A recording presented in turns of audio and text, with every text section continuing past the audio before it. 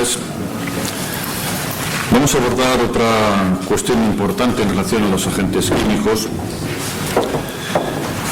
que es son los efectos de las exposiciones múltiples. Porque yo creo que cada vez tenemos más claro que dentro del fenómeno de exposición a enfermedad, el sujeto, el trabajador, no se encuentra expuesto únicamente a un agente a lo largo de su vida y como consecuencia de ello pues contrae una determinada patología. La cuestión es a qué nos encontramos expuestos, en qué secuencia, si es simultáneo, si es consecutivo, si los efectos son aditivos. Es decir, al final todos tenemos una vida laboral diferente, con pequeños matices, todos estamos expuestos a agentes diferentes y ya yo creo que es bastante, en el mundo profesional, bastantes voces que están poniendo de manifiesto que no es un solo agente causal el que influye en la aparición de una determinada patología. Y lo que nos va a presentar la técnico de Osalan, Marinieves de la Peña, tiene que ver con esto. Vamos a asistir a una reflexión sobre este tipo de cuestiones. Hola, Egunon. Como ha comentado Javier, vamos a hacer una reflexión o hacer patente, digamos, cuál es la corriente que existe en estos momentos sobre cuál es la exposición real a los químicos y cuál es el efecto sobre ellos. Entonces, los efectos, digamos, que son los que ya conocemos. Otra cosa es, al final, quién es el causante y seguramente habrá un causante principal y en muchos casos será el laboral, pero ese causante principal va a ser ayudado por otros agentes que estarán en nuestro entorno e incluso en nuestro propio cuerpo, ¿no? Bien, en principio los químicos o los agentes químicos están con nosotros desde siempre, ¿no? O sea, desde muy antiguo hemos extraído metales, por ejemplo, y hemos trabajado con ellos, ¿no? Y no solo hemos estado en contacto con los químicos por el hecho de buscar materiales que nos diesen alguna utilidad, sino que por el mero hecho de manipular el terreno en el que estamos viviendo o el de usar determinadas sustancias emitidas por los seres vivos que nos rodean, entramos en contacto con contaminantes químicos, ¿no? Entonces, a medida que la sociedad ha ido avanzando, digamos, el uso de esos productos ha ido variando, ha ido aumentando, hemos ido buscando nuevas soluciones, hemos ido buscando nuevos productos, nuevos usos, pero digamos que cuando aparece la revolución industrial, cuando el boom de la exposición en el mundo del trabajo aparece como algo importante, ¿no? Aparecen las fábricas, aparecen las producciones en grandes cantidades, aparece el uso de productos y de actividades de todo tipo con el manejo de sustancias o de materiales en grandes cantidades y en un principio, aunque luego este tipo de personal trabajador desaparece del mundo laboral, en un principio, cuando aparece la revolución industrial, incluso hay una gran cantidad de mujeres y hay una gran cantidad de niños que están, digamos, realizando trabajos y en condiciones que en estos momentos consideraríamos como muy penosas y muy duras. En la actualidad seguimos en contacto con los productos químicos.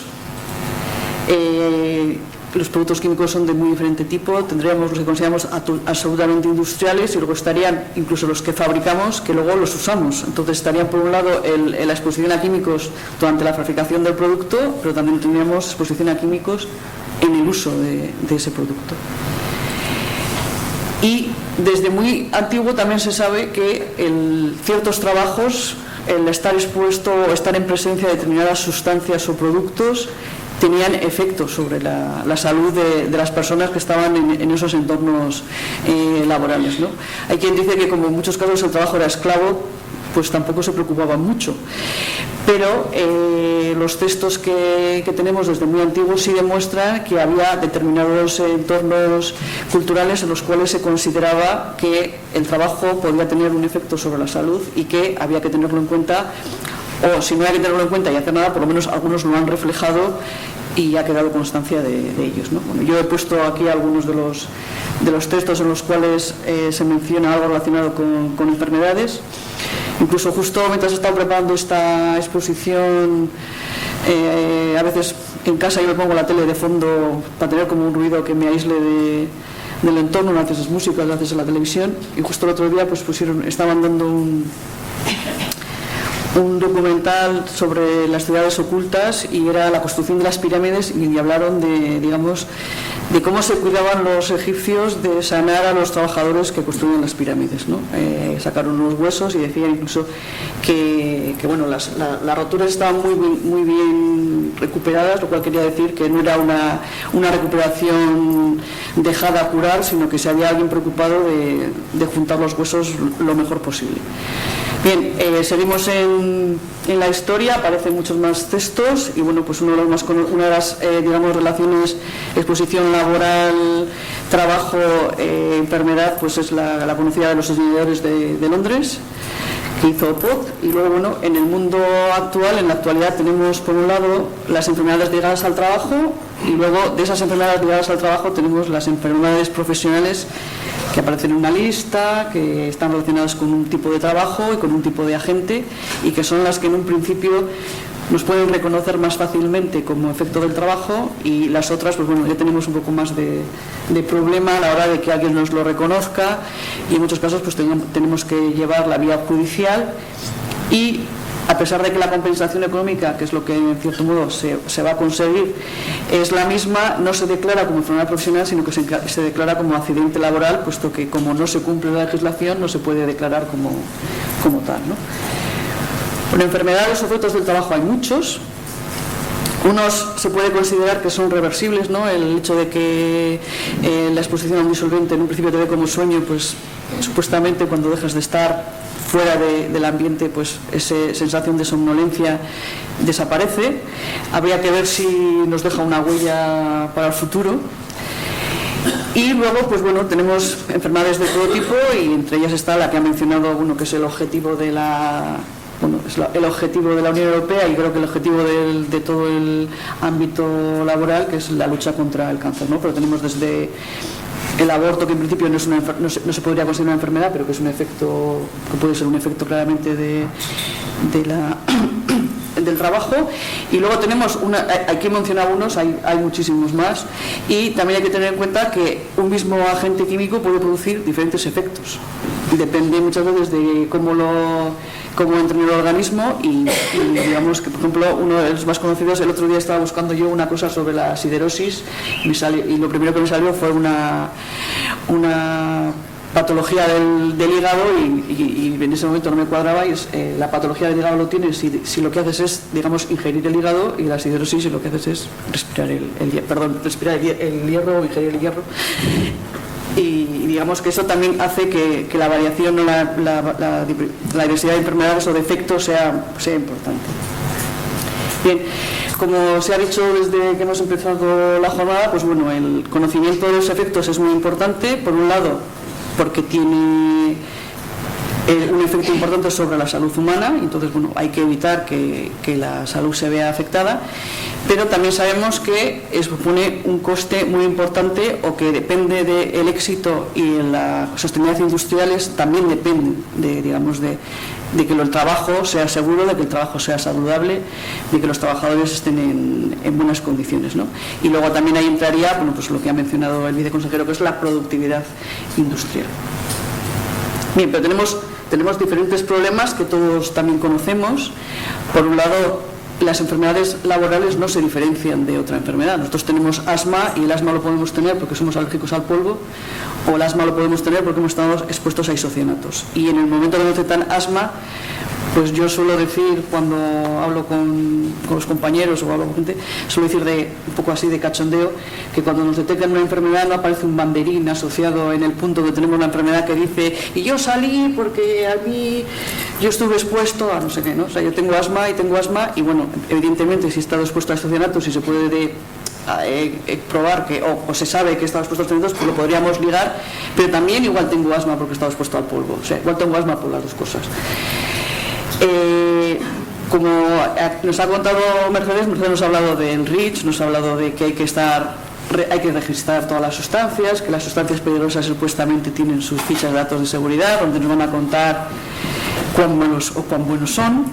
pero también sabemos que esa información muchas veces no es muy buena y que muchos de los productos que están en el mercado no disponen tampoco de esa información porque no han sido sometidos a ningún tipo de pruebas o las pruebas a las que se les ha sometido, pues bueno, de momento no han dado ningún resultado que nos ponga sobre aviso, pero en muchos casos también sabemos que a cabo de unos años el aviso que no teníamos pues se ha hecho realidad, ¿no? Y luego también tenemos el problema de que hay determinadas pruebas médicas en las cuales se nos puede detectar que hemos estado expuestos a un determinado contaminante, pero esas pruebas no suelen ser unívocas.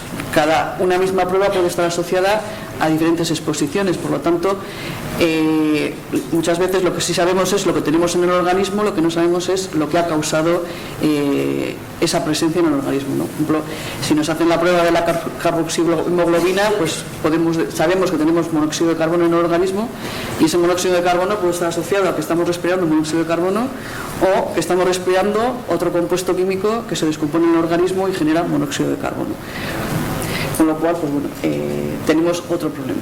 Entonces, con el fin de poder descubrir cuáles son los efectos que producen los contaminantes químicos o los agentes químicos y poder conocer qué podemos hacer o si tenemos que tomar las medidas preventivas necesarias para evitar los efectos, pues tendríamos lo que se llama la toxicología, que en un sentido estricto se llama el estudio de los venenos, ¿no? Los tóxicos eran los venenos y muchos de los tóxicos algunos de los tóxicos que existen se conocen desde la antigüedad y se usaban como venenos, ¿no? Ahora, pues uno de ellos, por ejemplo, es el arsénico, ¿no? El arsénico es un químico que se ha utilizado incluso como medicamento, que se ha utilizado como producto de belleza y al que incluso el riesgo que corría el que lo utilizaba como producto de belleza, lo mismo que el de medicamentos, que como se tomase mucho o se diese mucho, pues igual se metía a la cama y al día siguiente no se despertaba, ¿no? Y ahora, bueno, pues es un agente químico peligroso en el cual, pues en algunos trabajos podríamos estar expuestos. Bien, entonces, digamos, llevándolo al mundo laboral y olvidándonos de la palabra veneno, que suena como muy, muy fuerte, pues estaríamos que la toxicología lo que va a intentar es identificar y cuantificar los efectos asociados a la exposición a un determinado agente químico. Y bueno, la toxicología al final lo que va a hacer es tirar de todas las ciencias que tiene a su alrededor, como son la biología, la medicina, la epidemiología, la física, la química, y en el mundo industrial, pues a la toxicología se le pone un adjetivo y le llamamos toxicología industrial. Bien, aquí una palabra que es muy importante, que va a ser muy importante, es muy importante hoy, pues la palabra exposición. Porque, digamos, nosotros tenemos un agente que puede ser tóxico, y el tóxico va a ser la capacidad intrínseca que tiene de hacernos daño, y además va a llevar asociado una potencia, con lo cual, cuanto más potente sea, más fácilmente nos va a poder hacer daño, pero para que nos pueda hacer daño, vamos a tener que estar expuestos a él. Vamos a tener que tener un contacto físico de alguna manera con ese agente. Entonces, un catedrático de una universidad estadounidense dice que no hay nada que no tenga ningún riesgo, y entonces que lo que hay que estudiar es cómo se utiliza y en qué condiciones, porque ahí es donde vamos a tener el riesgo realmente y vamos a poder intentar evitarlo. En media gente, en algunos textos se utiliza la palabra xenobiótico, que es como sustancia, digamos, extraña al organismo. Yo no quería usar esta palabra porque al final muchos de los agentes de los que podemos hablar, o de algunos de los que vamos a hablar, los tenemos en el organismo, e incluso algunos son necesarios para el organismo. Tendríamos la palabra peligro, que lo que nos va a decir es si es posible que ese tóxico existe en algún sitio, entonces existe el peligro, porque está ahí. Luego estaría la palabra riesgo, que es la que estaría asociada con la exposición, o sea, existe la posibilidad de que se produzca el efecto. La toxicidad en muchos casos se clasifica, en algunos casos se da un ratio, cuando se están valorando diferentes agentes químicos, se toma uno de referencia y a uno se le da, por ejemplo, el 1 y se gradúan el resto de los tóxicos de acuerdo a él, y en otros casos se clasifica y hablamos, pues lo que hemos oído hablar de toxicidad crónica, toxicidad aguda, que en muchos casos también está asociado a qué tipo de exposición tenemos, si tenemos toxicidad crónica, toxicidad aguda. Y luego, la otra palabra importante y que está muy ligada a la exposición es la dosis, que al final es la cantidad de sustancia que hemos recibido por estar en contacto con esa sustancia. Y la cantidad va a estar asociada a cuánta sustancia hay, qué medidas de protección tenemos para evitar entrar en contacto con la sustancia y cuánto tiempo estamos en presencia de la sustancia. La dosis también se puede diferenciar en dónde estamos midiendo la dosis. Una es la dosis que entra en el organismo, la dosis que entra a la sangre, la dosis que llega a un órgano en concreto. O sea, la dosis también puede ser diferentes tipos. Y luego, digamos que en el mundo de la toxicidad y para poder obtener valores de referencia, pues están las relaciones que se hacen de dosis-efecto, que lo que va a intentar buscar es la relación que existe entre la cantidad de agente con, digamos, un efecto individual concreto, cómo varía la exposición, cómo varía la dosis y el efecto. Y luego tendríamos la relación dosis-respuesta, que lo que mide en este caso es la dosis con la cantidad de personas que se ven afectados por esa sustancia, ¿no? Y la gráfica lo que se ve es, digamos, cómo varía la dosis con respecto a un efecto, y cada curva correspondería a un efecto diferente. Bien, para que, digamos, que un agente químico o cualquier agente nos hiciese efecto su toxicidad, tiene que producirse, digamos, su entrada en el organismo, su distribución por el organismo y su eliminación en el organismo. Lo que queremos es por lo menos eliminarlo para que no se acumule, porque si no lo eliminamos, lo que iría aumentando es la cantidad de agente en el organismo. Bien, absorción normalmente se define como el paso de ese agente al flujo sanguíneo.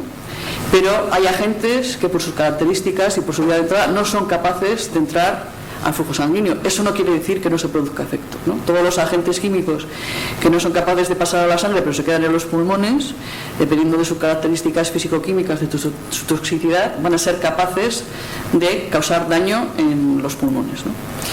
Y bueno, por el reciente estudio de Solán y por los recientes casos que tenemos, el ejemplo clásico es la sílice cristalina, que se queda en los pulmones, produce la silicosis, y en estos casos está valorando su sinergia o su posibilidad directa de producir cáncer de pulmón. Bien, para que, digamos, todos los agentes puedan sufrir este proceso del que estamos hablando de pasar del órgano de entrada a la sangre, de la sangre a un órgano diana, tienen que pasar por el proceso que se llama difusión. Y este proceso de difusión es tanto voy para aquí como vuelvo. Quiere decir que la difusión se produce por equilibrio electroquímico o de cantidades o por soluto, de tal manera que si en la sangre hay más cantidad que en el órgano, pasaría de la sangre al órgano, pero si cuando la sangre pasa por el órgano hay más cantidad en el órgano que en la sangre, volvería a pasar todo ello dependiendo de las características del contaminante, etcétera. Pero esto no quiere decir que sea una vía de camino único, sino que es una vía de ida y vuelta, ¿no? Es lo mismo que de los pulmones pasaría a la sangre, si cuando vuelve a los pulmones la sangre hay más contaminante en los pulmones, pasaría parte de lo que hay en la sangre de nuevo a los pulmones, y con el aire exhalado podríamos eliminar parte del contaminante. Bien, esta difusión se puede hacer de diferentes maneras. Una no sería realmente una difusión, pero es una manera, digamos, de intentar eliminar o absorber el contaminante de la zona donde se encuentra, que es la fagocitosis, que se produce generalmente en los pulmones, que generalmente son los macrófagos que se comen o intentan comerse, que intentan engullir, digamos, la sustancia ajena que se encuentran en el organismo, ¿no? Que es lo que intenta hacer con la sílice, lo que intenta hacer con las fibras de amianto, etcétera, etcétera. Luego tenemos, digamos, otra serie de canales que estarían en las membranas, y aquí entran en juego, digamos, las características del cuerpo. Las membranas son liposolubles, las partículas pueden ser hidrosolubles o liposolubles, entonces dependiendo de sus características pueden pasar directamente a través de la membrana al disolverse en las grasas, o tienen que utilizar determinados canales, o pueden utilizar, digamos, transportadores. Los transportadores, unos van a favor, digamos, de gradiente, y otros son capaces de, gastando un tipo de energía, ir en contra del gradiente. De tal manera que, dependiendo de las características y del tamaño, cada sustancia o cada agente químico tendrá que utilizar una vía u otra. Incluso un mismo agente químico, como tiene diferentes características, dependiendo de las características en las que se presente, podrá elegir una vía u otra. Uno de los determinantes de este paso es el tamaño, y al final de la jornada, pues bueno, nos contarán qué pasa con las las partículas muy pequeñitas, que en estos momentos, bueno, pueden ser un riesgo laboral. Bien, estas, digamos que para hacer alguno de los pasos con ayuda, los transportes, se utilizan enzimas y proteínas que tenemos en las membranas, con lo cual, como ese es un número limitado, llega un momento que se puede producir una saturación, o sea, no puede pasar más sustancia porque no existen, digamos, más vehículos para que la sustancia siga pasando. Y si además en esa zona o en ese punto se encuentran otra serie de sustancias o agentes que también buscan ese mismo transportador, pues la primera sustancia se verá, digamos, sufrirá una inhibición y se llegará a la saturación, pero se llegará a la saturación antes porque, digamos, hay competencia para traspasar esa barrera. Nuestro gráfico es el mismo ampliado del anterior, y luego hay otra vía de entrada y de salida de las membranas, a través de las membranas, que está asociada, digamos, a las partículas grandes. Las partículas grandes muchas veces no pueden utilizar ninguna de esas otras vías, y entonces en las membranas se pueden producir, digamos, invaginaciones en las cuales la sustancia puede atravesar al interior de la célula o salir de la célula. Bien, he comentado que en algunos casos tenemos vías de entrada. Entonces, yo antes he dicho que hay una serie de agentes químicos que son nutrientes para el organismo, y por ejemplo, muchos de ellos son los metales, ¿no? Nosotros necesitamos calcio, necesitamos potasio, necesitamos hierro, pero entonces el organismo está preparado para vías de entrada para esos metales. Necesitamos los metales de tal manera que la curva que hemos visto, en la cual, digamos, a medida que aumentaba la dosis teníamos mayor riesgo de efecto, en el caso de los nutrientes necesarios la curva es doble.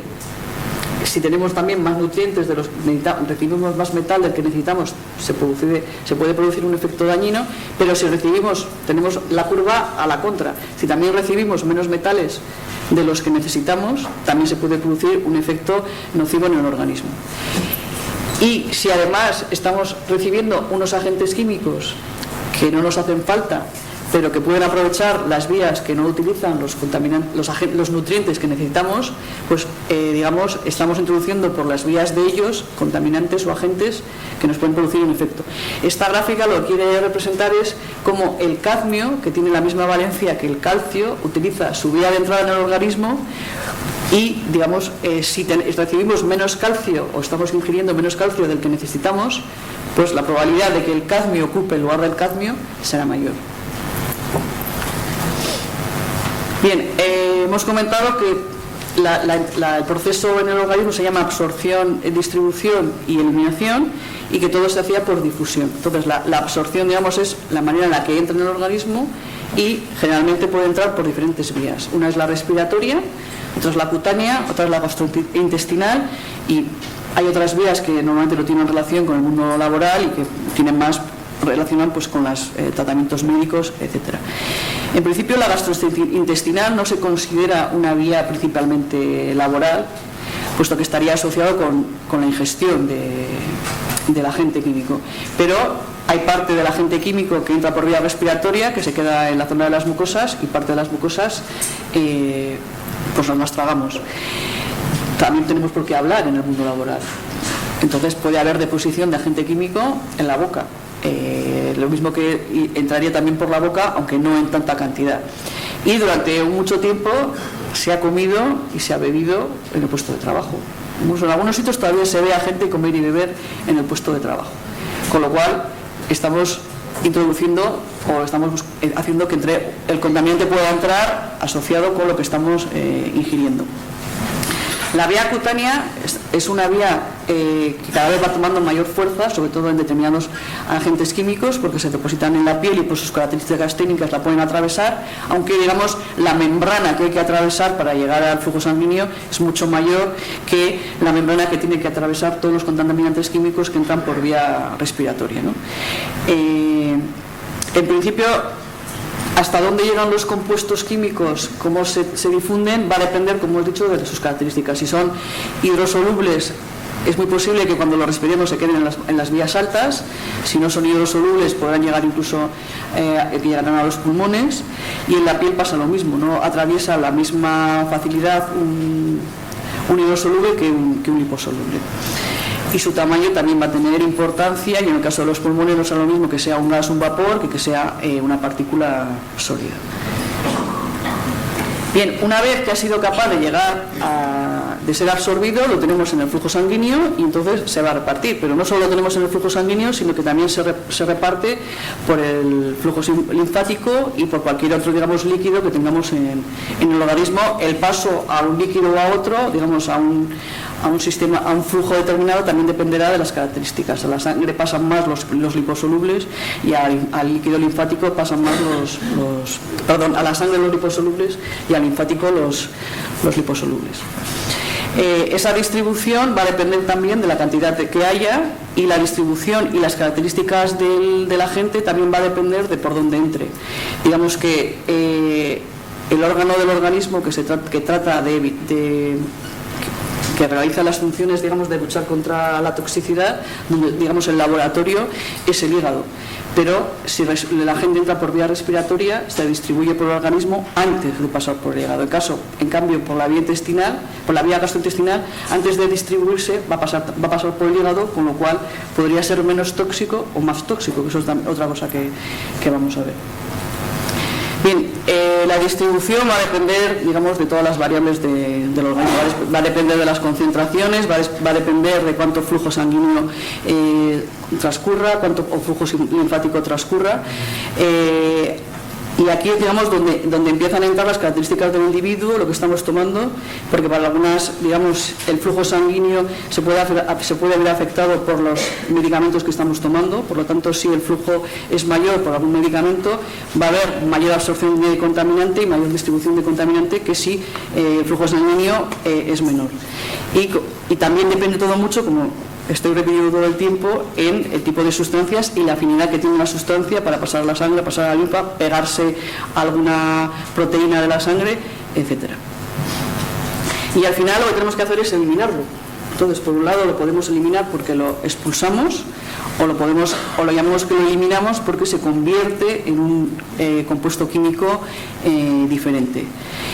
Dentro de la eliminación se habla de diferentes variables y elementos. No voy a entrar a las definiciones, pero una que es muy importante sería la vida media biológica de la gente, que nos va a definir o que determina la mitad de cuánto necesita estar en el organismo para que la concentración se convierta en la mitad.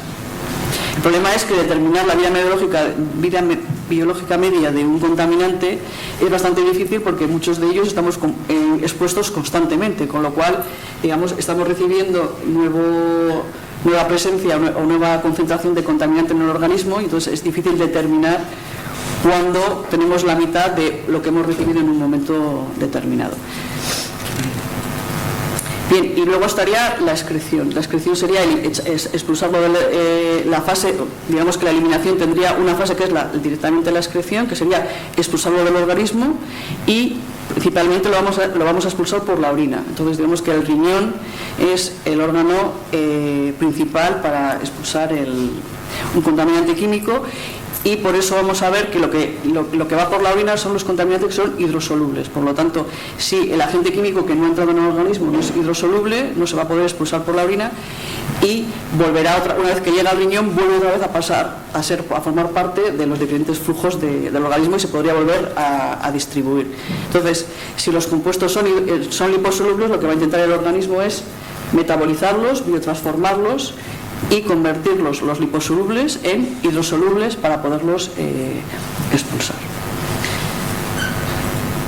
Bien, esa biotransformación se hace en dos fases. Una utilizando diferentes enzimas del organismo, y lo que va a intentar es crear o hacer que esos agentes tengan las características suficientes para que puedan pasar a la segunda fase y crear un compuesto que se pueda expulsar.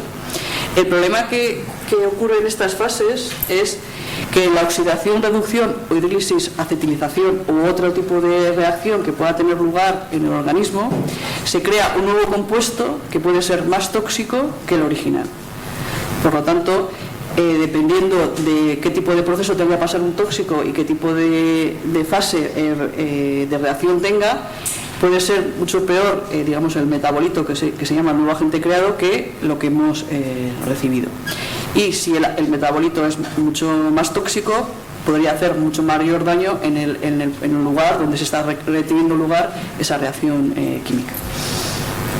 Y la segunda fase sería unir esa partícula a otra, y se hace por medio también de otras proteínas y enzimas, y no vamos a entrar en eso. Y luego, digamos que lo que estamos buscando ahora es, ya sabemos cómo se mueve el compuesto en el organismo, y lo que hay que determinar es realmente qué ecuaciones, vamos a llamarlo así, generan ese movimiento y nos pueden dar a conocer y a estudiar ese movimiento.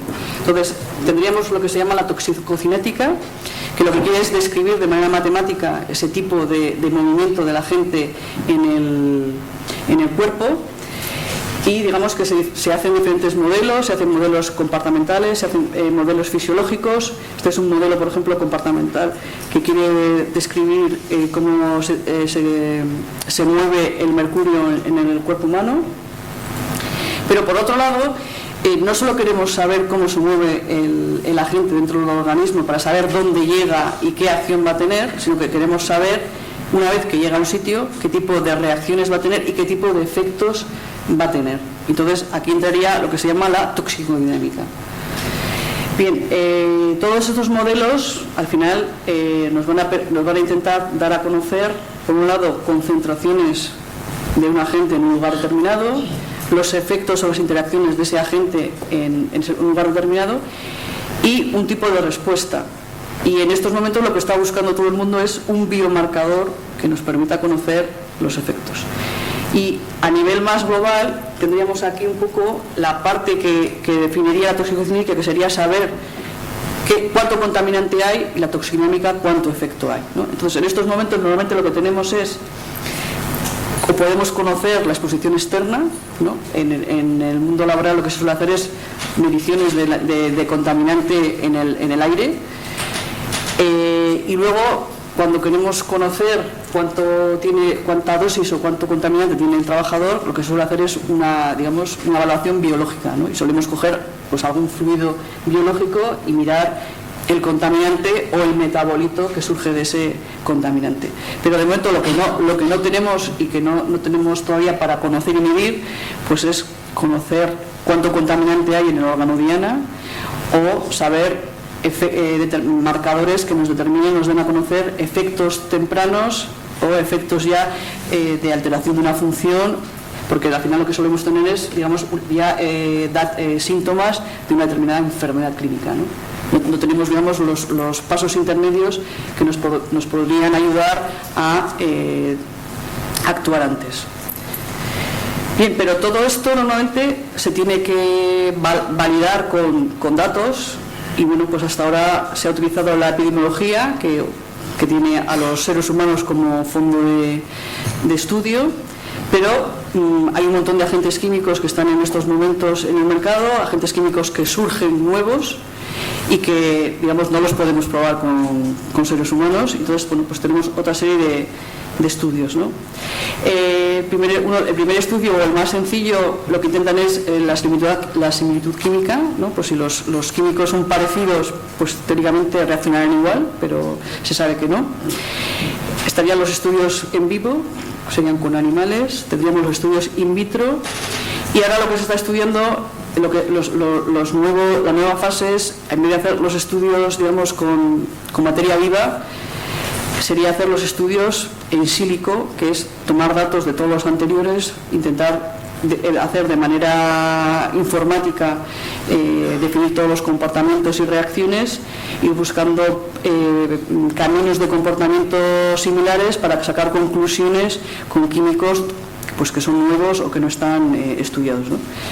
El problema que tienen todo este tipo de estudios pues es la incertidumbre, por ejemplo, porque cuando se hacen estudios con animales se utilizan dosis mucho mayores de las que realmente los seres humanos pueden estar expuestos, porque se ha comprobado que estudios a nivel celular o estudios a nivel animal no han sido corroborados por enfermedades en seres humanos cuando el contaminante es altamente conocido, etcétera, ¿no? Entonces, bueno, habría que resolver el problema de la incertidumbre.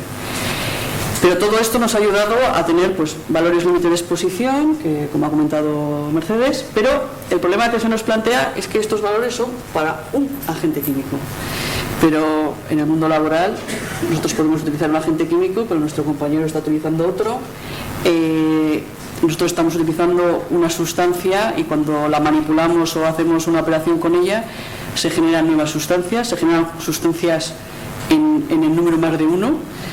Entonces nos encontramos con que lo normal es estar en un puesto de trabajo en el cual hay más de un agente químico.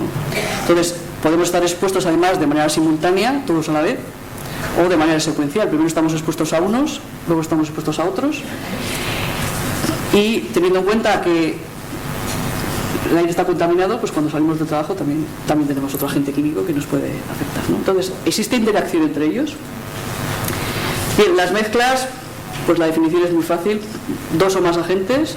Y con esta mezcla no quiere decir la mezcla que aparece en el REACH, que la mezcla del REACH es una mezcla que yo preparo con unos agentes que yo quiero. Entonces, una mezcla que surge porque uso más de un agente, porque se genera más de un agente.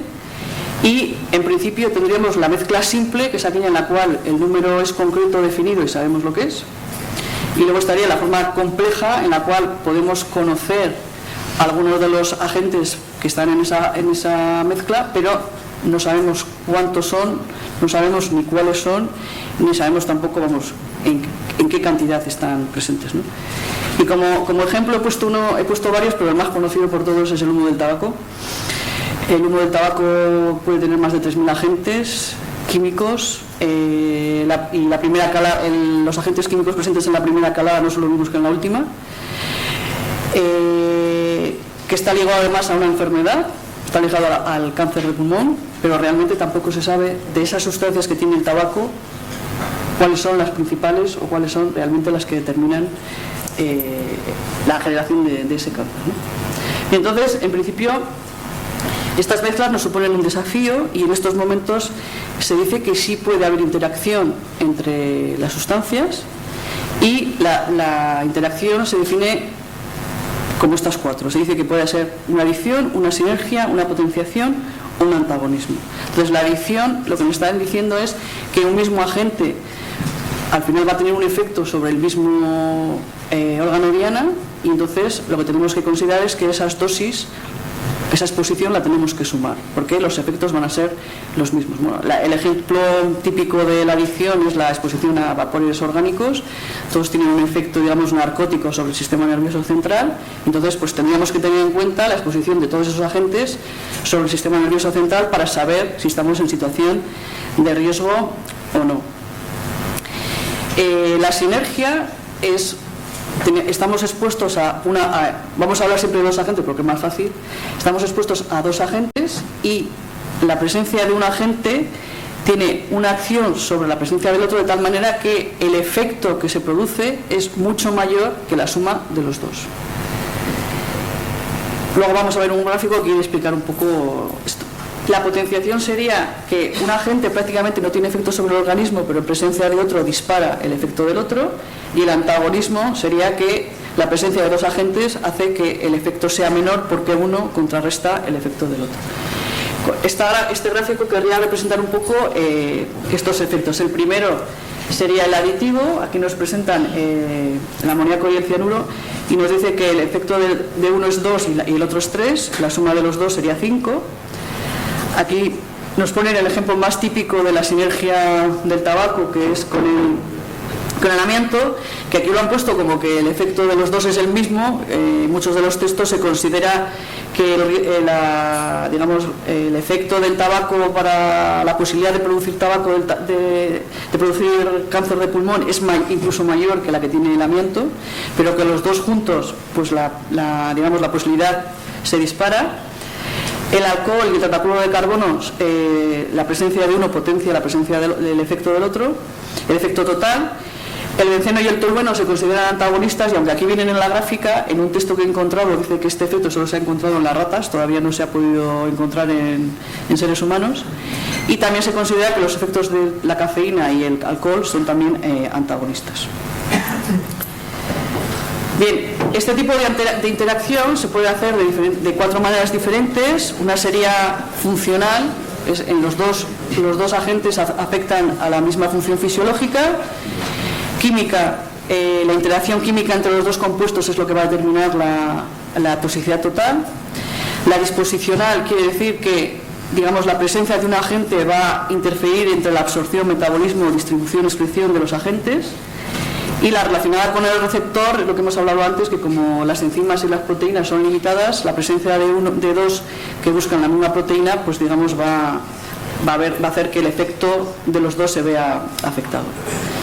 Bien, esta gráfica quiere un poco reflejar las posibles interacciones que hay en el organismo con la mezcla de sustancias, y aquí es donde entra, digamos, un área en la cual hay un poco de discusión entre los científicos, porque algunos de los efectos químicos, digamos, de las mezclas, hay una línea científica que dice que para que esos efectos, digamos, de sinergia, potenciación, para que esos efectos se produzcan, tenemos que estar por encima del valor límite del efecto, y hay otros que dicen que no, que solo la presencia de ellos dos ya tendría esos posibles efectos. Entonces, aquí en este gráfico que aparece en este libro, que es Biomarkers in Toxicology, como veis hay algunos que hacen referencia a que la adición se puede producir por debajo del efecto.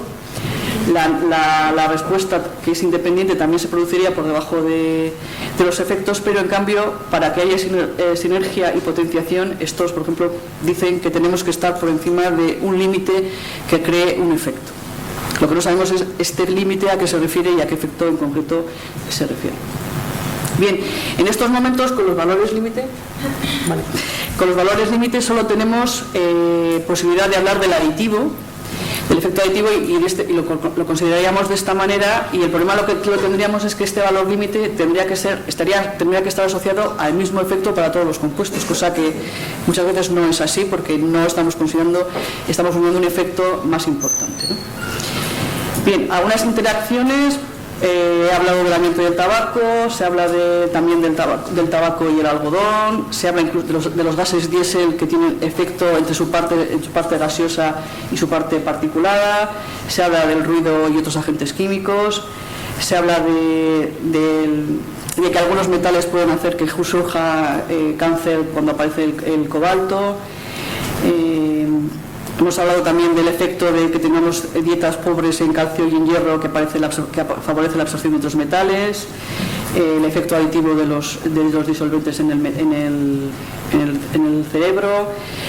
Tendríamos, por ejemplo, el hecho de que de los cancerígenos hay algunos cancerígenos que necesitan un promotor para que se produzca realmente el desarrollo del cáncer. Pero además de todo esto tenemos que tener en cuenta la vía de entrada del organismo. Hemos dicho que puede pasar antes por el hígado o no. El sexo, las mujeres tenemos más grasa en el cuerpo que los hombres tienen un metabolismo más oxidativo que las mujeres, por lo tanto si la oxidación produce un tóxico más peligroso sería de mayor riesgo para el hombre. El sistema reproductivo supone una mayor susceptibilidad para las mujeres que para los hombres. La edad también hace que varíe nuestro metabolismo, nuestra respiración. El esfuerzo físico también habría que tenerlo en cuenta porque aumenta la absorción. Y la propia genética del organismo, porque no todos somos iguales, ¿no? Unos somos más susceptibles, otros somos más resistentes, y lo que para uno no produce efecto, para otro lo puede producir. Y para terminar y llegar a lo último que me he dicho más, que tengo que correr, que es la nueva visión que tenemos ahora, es que nosotros somos química, el mundo laboral es química y el mundo que nos rodea es química, lo que comemos es química, el entorno es química, generamos química y ensuciamos el ambiente con química, comemos química, nos damos química, limpiamos con química, y la comida también tiene química. Entonces, bien, este señor, que es muy conocido por todos, dijo que todo es veneno y que lo importante es la dosis, pero digamos que nosotros nos metemos veneno, hablando así un poco a la bestia, nos metemos veneno por todos los sitios. Entonces, en principio la sociedad exige sustancias químicas seguras, el REACH es un reflejo de ello, y por tanto queremos de sustancias peligrosas a menos peligrosas, pero lo que en estos momentos está cambiando es un poco el paradigma del pensamiento. Hasta ahora al ser humano, digamos, nos han compartimentado, nosotros estamos nosotros trabajamos y entonces tenemos efecto laboral. Nosotros estamos en la calle y tenemos otro efecto. Una cosa nos la cubre la mutua y el servicio de prevención, otra cosa nos la cubre la salud pública, ¿no? Pero en estos momentos lo que se está diciendo es que todo tiene efecto sobre el organismo, nuestro propio organismo tiene efecto sobre nuestro propio organismo. Entonces se habla de toda la exposición a lo largo de toda la vida. En inglés han creado la palabra esta que se llama exposome, que lo que quiere es recoger todas las exposiciones de todo lo que hay en nuestro entorno, que no tiene por qué ser solo químico. Y bueno, y que quiere tener en cuenta todo, quiere tener en cuenta la dieta, la genética, nuestros hábitos, la exposición, todas las vías de entrada. Se habla de exposición agregada o de exposición acumulada. Aquí lo que quiere reflejar es que todo tiene su influencia, aunque aquí está todo repartido en 3 partes iguales o unas más grandes que otras, no quiere decir que sea así siempre. Y lo que se quiere buscar ahora, y es de lo que habla este mundo escandinavo al que todos nos queremos reflejar, es que ya no se habla de seguridad y salud laborales, sino que se habla de bienestar.